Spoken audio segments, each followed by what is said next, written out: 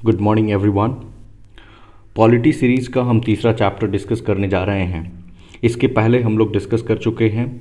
पहला चैप्टर था प्रीएम्बल और दूसरा था फंडामेंटल राइट्स यानी मूल अधिकार। अब हम इस सीरीज़ का तीसरा चैप्टर जिसका नाम है डीपीएसपी यानी directive principles of state policy यानी राज्य के नीति निर्देशक सिद्धांत, इसको हम बाइलिंगुअल वे में डिस्कस करेंगे और काफ़ी एक्सटेंसिवली डिस्कस करेंगे। यहाँ पे सिर्फ क्वेश्चंस लिखे हुए हैं, कीवर्ड्स, और इनको एक एक करके मैं एक्सप्लेन करता जाऊंगा। आप इसे चाहें तो सुन सकते हैं या नोट डाउन भी कर सकते हैं। ठीक है, शुरू करते हैं हम। हमारा पहला जो यहाँ पे टॉपिक दिख रहा है वो ये है welfare state versus police state.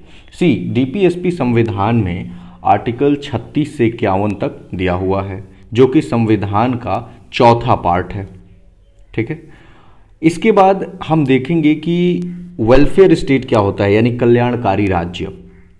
वैसा राज्य जो अपने सिटीजन्स के लिए उनका पूरा ख्याल रखता है, जैसे उनके हेल्थ का, एजुकेशन का, उन्हें प्रॉपर अपॉर्चुनिटी मिले अपनी लिबर्टी को एंजॉय करने का, इक्वालिटी ज़्यादा से ज़्यादा है, ऐसे स्टेट को हम वेलफेयर स्टेट कहते हैं।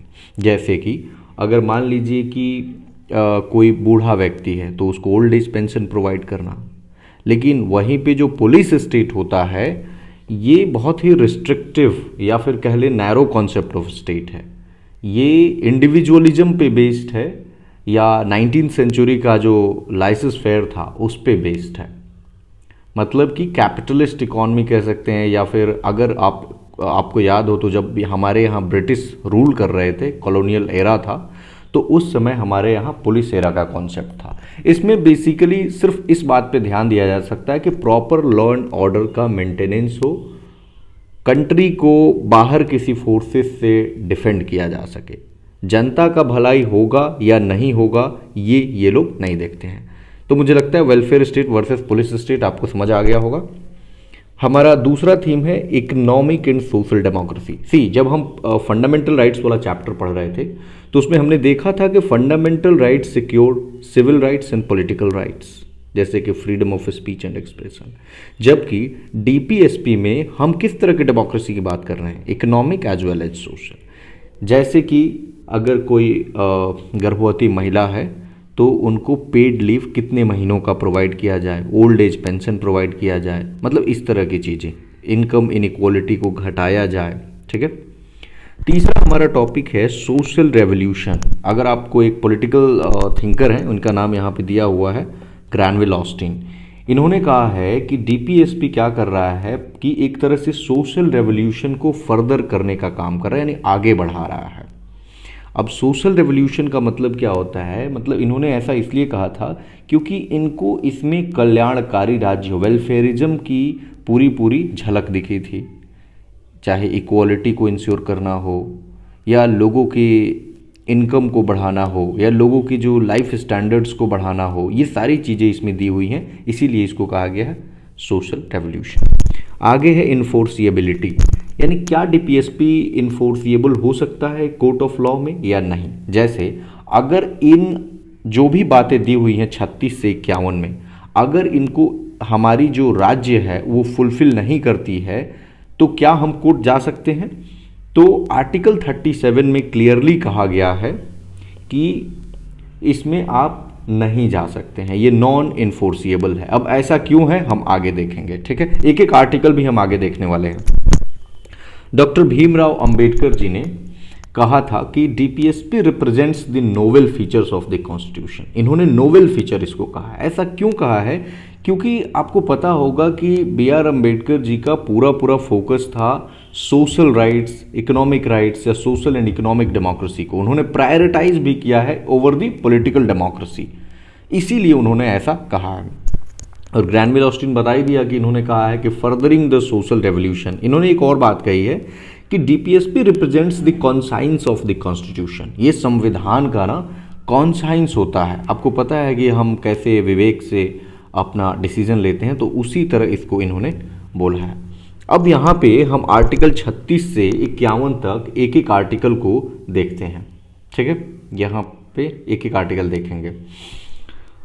आर्टिकल जो 36 है इसमें स्टेट की डेफिनेशन दी हुई है कि स्टेट क्या होगा। अगर आपको आर्टिकल 12 याद है तो उसमें स्टेट की डेफिनेशन ऐसा नहीं था कि स्टेट केवल राज्य सरकार की बात हो रही है, बल्कि केंद्र सरकार भी आएगी इसमें, विधायिका, कार्यपालिका, न्यायपालिका, या एक एनजीओ भी आ सकता है which is substantially financed by the government, यानी कि जिसको काफ़ी ज़्यादा अगर गवर्नमेंट से फाइनेंस प्राप्त होता है। अगर आप 37 देखेंगे तो इस आर्टिकल 37 अनुच्छेद 37, तो इसमें कहा गया है कि नॉन इन्फोर्सिएबल, जो अभी मैंने बताया कि जो डीपीएसपी होगा उसको कोर्ट ऑफ लॉ में इंप्लीमेंट नहीं किया जा सकता है, लेकिन it will be fundamental in the governance of the country. मतलब उसके बाद भी ये इतना इंपॉर्टेंट है कि ये फंडामेंटल होगा हमारे देश की गवर्नेंस को चलाने में, यानी ये इसकी इंपॉर्टेंस को झलकाता है। अगर हम 38 की बात करें तो ये कहता है कि एक ऐसा सोशल ऑर्डर को राज्य सिक्योर करने की कोशिश करेगा जिससे लोगों की वेलफेयर को सुनिश्चित किया जा सकता है। ठीक है। और अगर 44th अमेंडमेंट के तहत एक आर्टिकल जोड़ा गया था, आर्टिकल 38 क्लॉज 2, इसमें कहा गया था कि स्टेट कोशिश करेगा कि जितना कम से कम इनइक्वालिटी हो, यानी टू मिनिमाइज द इनइक्वालिटी। ठीक है। हमारा अगला आर्टिकल है 39। देखिए 39 में ना ABCD करके 6 हैं, और 39 का एक कैपिटल A जो 42nd अमेंडमेंट के तहत जोड़ा गया था। 42nd अमेंडमेंट ने क्या किया था कि 39A को जोड़ा था। इसमें कहा गया था कि free legal aid and equal justice, हर व्यक्ति को फ्री लीगल एड मिलेगी और इक्वल जस्टिस मिलेगी, पर्टिकुलरली जो वीकर सेक्शन है उसको। और इसके तहत लीगल सर्विसेज अथॉरिटीज़ एक्ट 1987 का को पार्लियामेंट ने पास भी किया। और आपको पता है, आपने लक्ष्मीकांत में पढ़ी होगी कि कैसे लोक अदालत काम करते हैं, तो लोक अदालत को यहीं से निकाला गया है। अब हम देखते हैं कि 39 में और क्या क्या बात की गई है A से F तक। इसमें A में कहा गया है कि स्त्री हो या पुरुष हो, दोनों को एडिक्वेट मीन्स ऑफ लाइवलीहुड, यानी पैसा, अपनी जीविका चलाने का एक मीन्स उनके पास जरूर होना चाहिए। B जो कहा जाता है कि जो 39B है वो पूरे डीपीएसपी का सबसे इंपॉर्टेंट आर्टिकल में से एक है। इसमें कहा गया है कि जो भी समाज की रिसोर्सेस हैं, कम्युनिटी की जो भी मटेरियल रिसोर्सेस है, उसका ओनरशिप या कंट्रोल जो है वो ऐसा डिस्ट्रीब्यूटेड होना चाहिए कि किसी एक व्यक्ति या कुछ व्यक्तियों तक ना सीमित रह जाए। और आपको याद होगा कि डीपीएसपी और फंडामेंटल राइट्स में पार्लियामेंट और जुडिशरी के बीच काफ़ी लंबे समय तक जो टसल चला था वो खासकर इसी आर्टिकल को लेकर के था, क्योंकि पार्लियामेंट चाह रही थी कि लैंड रिफॉर्म्स हो, सुप्रीम कोर्ट कह रही थी कि नहीं, लोगों के फंडामेंटल राइट्स इंपॉर्टेंट है ना। 39C में कहा गया है कि हमारे देश में जो इकोनॉमिक सिस्टम बनाया जाएगा वो ऐसा होगा कि कॉन्सेंट्रेशन ऑफ वेल्थ नहीं होना चाहिए, मतलब पैसों का या संपत्ति का कुछ लोगों में वितरण ना हो, यानी अगेन इक्वालिटी लाने की बात कर रहा है। 39D में कहा गया है कि पुरुष और स्त्री दोनों को समान कार्य के लिए समान वेतन मिलेगा। ई में है कि उनके हेल्थ का और एज का ध्यान रखा जाएगा, ऐसा उनको कार्यों में नहीं लगाया जाएगा जिससे उनकी हेल्थ जो है वो खराब हो जाए। और एफ में बच्चों पे ध्यान दिया गया, यूथ पे ध्यान दिया गया है। उसमें कहा गया उनकी चाइल्डहुड और यूथ को प्रोटेक्ट किया जाएगा ताकि कोई एक्सप्लॉइट ना कर ले। बिल्कुल आसान भाषा में। चलिए आर्टिकल 40 हम देखते हैं। ये गांधी जी का सपना था कि गांव से प्रशासन का संचालन हो, और इसमें यही है कि विलेज पंचायत को ऑर्गेनाइज करने की बात कही गई है। और पार्लियामेंट ने 73rd अमेंडमेंट जो पास किया है 1992, तो इसमें पंचायती राज इंस्टीट्यूशंस का गठन हुआ है। आपको पता है ग्राम पंचायत लेवल पे जो 3 स्तरीय व्यवस्था है पंचायती राज सिस्टम में, तो उसको गांधी जी का ही सपना था, ग्राम स्वराज या विलेज रिपब्लिक, उसको साकार किया गया है। फिर आर्टिकल 41 है। इसमें कहा गया है कि right to work, education and public assistance in certain cases, मतलब कि व्यक्ति को क्या होगा, काम करने का अधिकार होगा, शिक्षा का अधिकार होगा, और कुछ मैटर्स में उसको सरकार जो है वो असिस्ट प्रोवाइड कर, मतलब स्टेट ट्रेजरी से असिस्टेंस देगी। जैसे कि अगर कोई व्यक्ति मान लो विकलांग हो गया, या ओल्ड एज आ गया, ओल्ड एज पेंशन जो सरकारें देती हैं, जैसे मान लो लक्ष्मीबाई पेंशन योजना या फिर Indira Gandhi old age pension योजना, ये आर्टिकल 41 के अंतर्गत ही होता है। लेकिन मैं बता चुका हूं कि अगर ऐसा स्टेट नहीं कर पाता है तो आप कोर्ट नहीं जा सकते हैं, ठीक है। आर्टिकल 42, इसमें कहा गया है कि अगर कोई व्यक्ति कहीं भी काम कर रहा है ना, तो उसको ऐसा माहौल प्रोवाइड कराइए कि वो जस्ट एंड ह्यूमन हो, मतलब अनजस्ट इन माहौल ना हो या in human conditions of work ना हो। इसमें मैटरनिटी रिलीफ की भी बात कही गई है कि अगर कोई महिला गर्भवती है तो पहले जो था ना वो 12 वीक्स का पेड लीव मिलता था, यानी 12 सप्ताह का। लेकिन पार्लियामेंट ने मैटरनिटी बेनिफिट अमेंडमेंट एक्ट 2017 के तहत इसको 12 वीक से बढ़ा करके 26 वीक कर दिया है, यानी 6 महीना का पेड लीव मिलेगा। नाउ आर्टिकल 43 अगर हम देखें तो इसमें बात की गई है लिविंग वेज फॉर वर्कर्स। जो भी वर्कर्स हैं उनको लिविंग वेज मतलब स्टेट इंश्योर करने की कोशिश करेगा। अब लिविंग वेज क्या होता है, इसको समझने के लिए आप दो वेज समझिए, एक मिनिमम वेज और एक फेयर वेज। जो मिनिमम वेज होता है ना वो होता है कि बिल्कुल आप उतने वेज पे सर्वाइवल करेंगे आप, उसमें आपकी एजुकेशन हेल्थ इंश्योरेंस ये सब नहीं होगा। और जो फेयर जो लिविंग वेज होता है उसमें आपका मिनिमम वेज के साथ साथ एजुकेशन और हेल्थ इंश्योरेंस वगैरह भी इंश्योर्ड होता है। और फेयर वेज इन दोनों का बीच होता है, यानी देखिए कितना अच्छा प्रोविजन किया गया है कि लिविंग वेज प्रोवाइड किया जाएगा। और इसके बाद आर्टिकल 43A को जोड़ा गया 42nd अमेंडमेंट 1976 में, जब देश में इमरजेंसी लगी हुई थी, और कहा गया कि जो भी इंडस्ट्रीज हैं इनके पार्टिसिपेशन में वर्कर्स, इनके संचालन में वर्कर्स की पार्टिसिपेशन बहुत जरूरी है। फिर 43B जोड़ा गया जिसमें ये 97th अमेंडमेंट के तहत लाया गया, और इसमें कहा गया कि कोऑपरेटिव सोसाइटी को प्रमोट किया जाएगा। कोऑपरेटिव सोसाइटीज आपने देखा होगा ये कितना मतलब जो वल्नरेबल सेक्शंस हैं उनके लिए काम करती है। आर्टिकल 44 वेरी इंपॉर्टेंट, इसमें यूसीसी यूनिफॉर्म सिविल कोड की बात कही गई है कि यानी आपका रिलीजन कोई भी हो आपके लिए समान नागरिक संहिता होगी, यानी डाइवोर्स, मैरिज, एडॉप्शन, इन सब के लिए। जैसे अभी आपको पता है कि मुस्लिम्स के लिए अलग है, हिंदूज के लिए अलग है, तो ऐसा नहीं होगा। एक कॉमन जो रिलीजियस कोड्स होंगे उस तरह की बनाई जाएंगी। उसके बाद आर्टिकल 45 आता है। आर्टिकल 45 में 86th अमेंडमेंट किया गया, आपको पता है 86th अमेंडमेंट ये 2002 में हुआ था, और इसमें एक 21A आर्टिकल को जोड़ा गया फंडामेंटल राइट में, जिसमें 6 से 14 साल के बच्चों को फ्री एंड कंपलसरी एजुकेशन की बात कही गई है। तो जब ये लाया गया तो 45 की जो ये टेक्स्ट थी पहले, तो इसमें बदलाव करके कर दिया गया कि 6 साल से जो नीचे के बच्चे होंगे उनकी education plus early childhood care अब आर्टिकल 45 में मेंशन्ड है।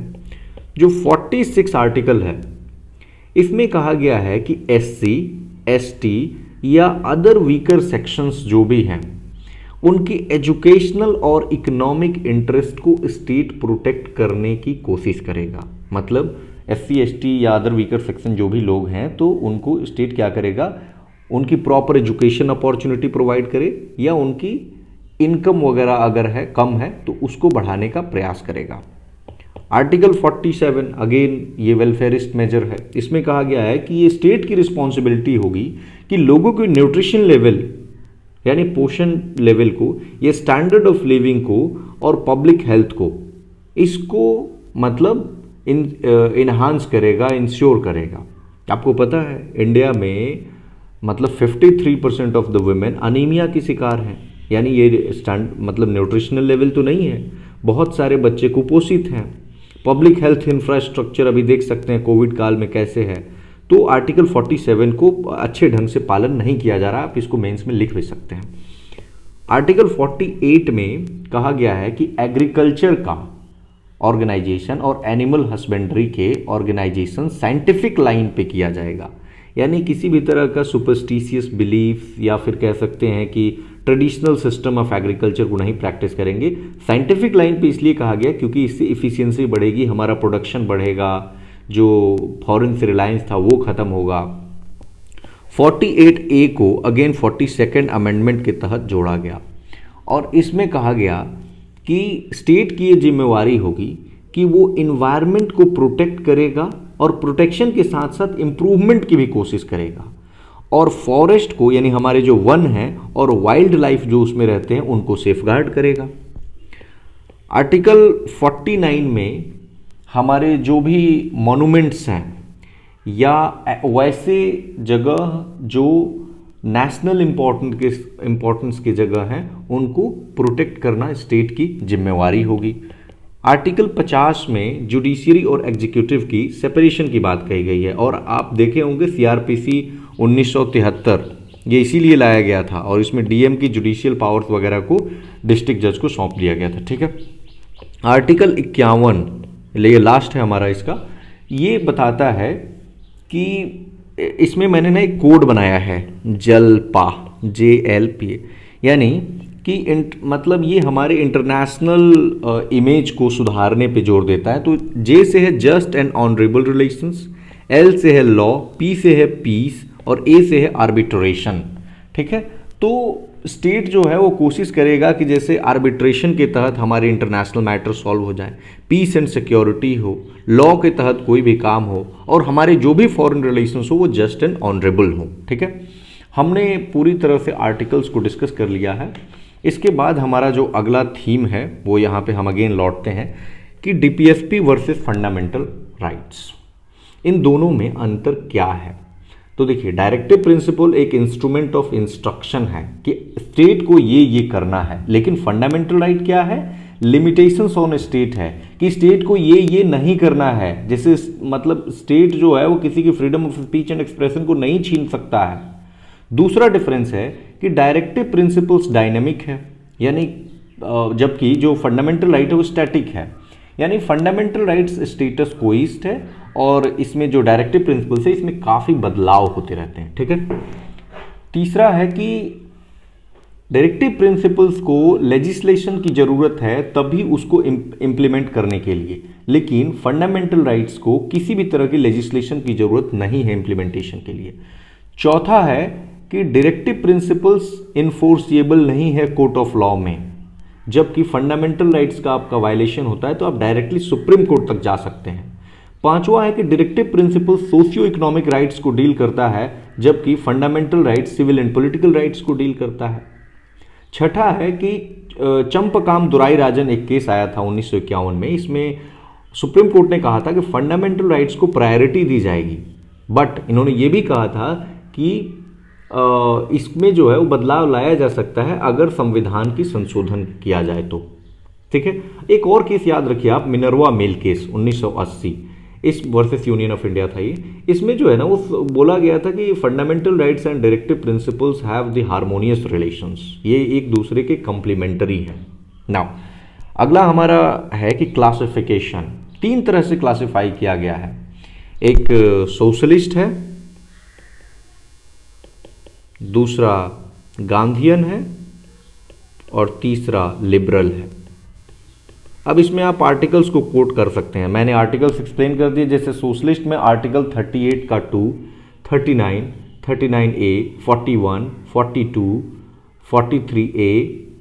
ठीक है, इसी तरह गांधीयन में 40, 43B, 46, 47 का थोड़ा सा आएगा जो ड्रिंकिंग वगैरह पे है। इसी तरह लिबरल इंटेलेक्चुअल में आर्टिकल 44, 45, 48, 49, 50 एंड 51। नाउ अगला थीम है हमारा सैंक्शन बिहाइंड डायरेक्टिव्स। क्या सैंक्शन है? तो अंबेडकर जी ने कहा था कि इसके पीछे पॉलिटिकल सैंक्शंस है, क्योंकि अगर स्टेट काम नहीं करेगा तो अपोजिशन पार्टीज इस मैटर को रेज करेंगी और वो अगली बार चुनाव हार जाएंगे। और दूसरी चीज़ है आर्टिकल 37 बोलता है this is very fundamental in the governance of the country. ठीक है, अब पूछता है अगला कि वाई नॉन इन्फोर्सिएबल, ये नॉन इन्फोर्सिएबल क्यों है, क्यों ऐसा नहीं किया गया कि इसको कोर्ट ऑफ लॉ में मतलब जाके हम क्लेम कर सके? क्योंकि हमारे पास उतनी रिसोर्सेस नहीं थी, कंट्री में डाइवर्सिटी बहुत ज़्यादा थी, बैकवर्डनेस बहुत ज़्यादा थी, अभी अभी हम आज़ाद हुए थे। ठीक है, इसके बाद है कि इसका सिग्निफिकेंस क्या है। अगर देखें डायरेक्टिव प्रिंसिपल्स का तो कई सारे सिग्निफिकेंस हैं। पहला ये हमने बताया, जैसे अभी अंबेडकर जी ने कहा था कि government rests on the popular vote. तो इसलिए उनको अपने मैंडेट को या फिर जो भी इलेक्शन मैनिफेस्टो में लाते हैं वो पूरा करना पड़ेगा। दूसरा ये है कि जो कोर्ट्स होती हैं ना हमारी, जो जुडिशरी, तो इंटायरली इसको इग्नोर नहीं कर सकते हैं। जैसे कि 39A was used to determine state duty under article 21। 39A को, जिसमें हम फ्री लीगल एड की बात कर रहे हैं, तो 21 आपको पता है right to life and liberty को डील करता है, तो उसको इम्प्लीमेंट करने के लिए इसका सहारा लिया गया। यानी आप कह सकते हैं कि इसका सहारा लिया जा सकता है किसी और को इम्प्लीमेंट करने में। तीसरा है कि कॉम्प्लीमेंट्री है फंडामेंटल राइट्स की, अभी हमने देखा था मिनरवा मिल केस। चौथा है कि सुप्रीम कोर्ट डायरेक्टिव्स इशू कर सकते हैं। पांचवा है कि amending fundamental rights for agrarian reforms, यानी कि फंडामेंटल राइट्स को लैंड रिफॉर्म्स के लिए, एग्रीकल्चरल रिफॉर्म्स के लिए अमेंड किया जा चुका है, आपको 25th अमेंडमेंट याद होगा। फिर छठा है कि प्रियम्बल जो है ना उसको ये एम्पलीफाई करता है, यानी और एक्सपैंड करता है प्रियम्बल की मीनिंग को। फिर अगला है कि stability in domestic and foreign policies, ये आप आर्टिकल 51 से कोरिलेट कर सकते हैं। फिर नेक्स्ट इंपॉर्टेंस है कि अंबेडकर जी ने कहा था कि economic democracy versus political democracy, कि इकोनॉमिक डेमोक्रेसी को इन्होंने प्रायोरिटाइज किया था पॉलिटिकल डेमोक्रेसी पे, और ये सोशियो इकोनॉमिक डेमोक्रेसी को डील करता है। फिर BN राव जी ने कहा था कि ये मोरल प्रिसेप्ट है हमारे लिए, ये इसका एजुकेटिव वैल्यू है, मोरल गाइड के रूप में हमको हमारे लिए काम करता है। और लास्ट इंपॉर्टेंस है कि MC सीटलवाड़ जो हमारे अटॉर्नी जनरल ऑफ इंडिया रह चुके हैं, इन्होंने कहा था it is instrument of instruction, beacon light to courts and amplify preamble. तीनों ही मतलब मैं पहले समझा चुका हूं। ठीक है, अगला है इसका इम्प्लीमेंटेशन पे।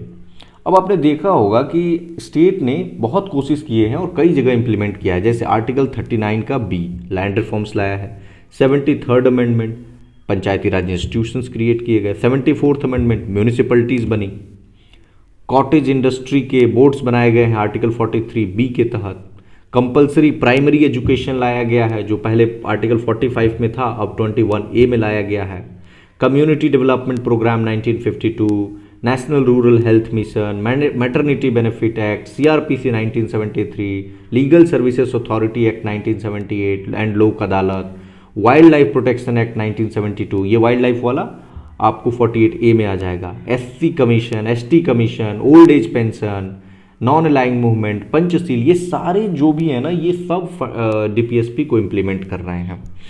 नेक्स्ट हमारा है कि हर्डल्स क्या है इनकी इम्प्लीमेंटेशन में।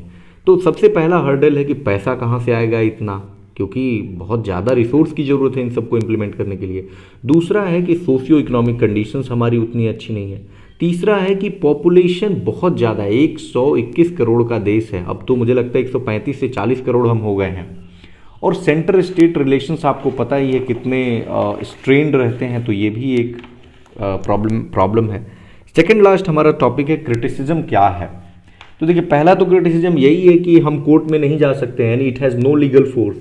दूसरा है, एक हमारे कॉन्स्टिट्यूएंट असेंबली के मेंबर थे KT शाह, इन्होंने कहा कि ये ऐसा चेक है ना जो बैंक का रिसोर्स बताएगा कि ये इम्प्लीमेंट होगा या नहीं होगा, और उन्होंने कहा कि इसका अरेंजमेंट भी सही नहीं किया गया, इलॉजिकली अरेंज किया गया है, कभी सोशल राइट्स कभी इकोनॉमिक राइट्स दोनों का मिक्सेस।